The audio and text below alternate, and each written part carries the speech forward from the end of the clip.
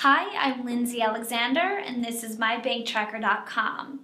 Buying versus renting will always have their own advantages and disadvantages. As a renter, you might not be building any equity, but you also don't have to deal with property taxes, plumbing and structural issues, or insurance. You just put down 1 month's rent as deposit, and your landlord is obligated to take care of that place. But with buying, you take care of all those issues and you can run the risk of bankruptcy through foreclosure, negative equity, natural disasters, and all sorts of worst-case scenarios. But with renting, it's just like throwing money away, and most people like the idea of having a place to retire to, and at some point will be able to stop paying some sort of monthly fee to live somewhere. But this is a unique American idea, and one that has been called into question post-2008. Houses may be a good way to build wealth, but certainly not in the short term.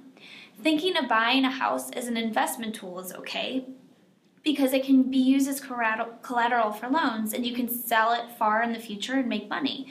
But just as long as you don't forget that the house is much more than an investment tool. Aside from the fact that a house is not likely to rapidly rise in value anytime soon, your mortgage's portion schedule does not encourage this sort of behavior. Your mortgage's payment in the early years of your loan pays mostly interest and then pays mostly principal in later years.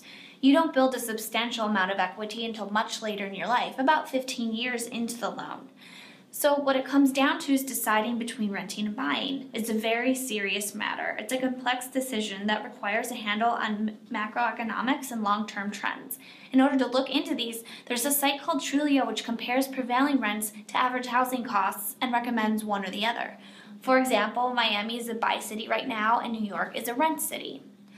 Once you have an understanding on your local real estate market and your long-term financial outlook as well as the nation's, then you should make a decision.